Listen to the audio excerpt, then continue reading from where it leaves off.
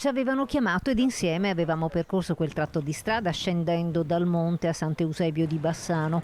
Uno dei problemi, il marciapiedi, dove si rischia di cadere non solo perché è stretto, ma anche perché vi è un dislivello causa canaletta di scolo. Noi abbiamo un problema di una strada principale che è una strada provinciale ed alcune strade secondarie che invece sono comunali.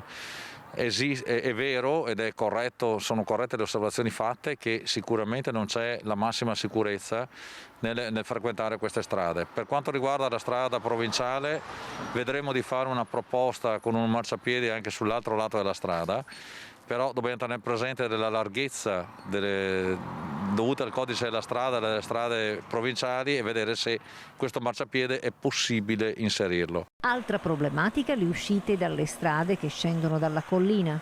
Sicuramente pericolose in questo momento, possono anche essere dotate di marciapiedi, ma le strade sono strette e in quel caso molto probabilmente se facciamo i marciapiedi dovremo fare anche dei sensi unici in ingresso o in uscita.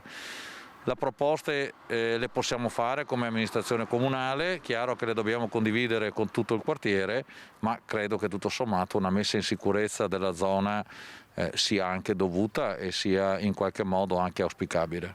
A breve, ci dice l'assessore, sarà istituito per questo un tavolo di discussione con l'ente provincia.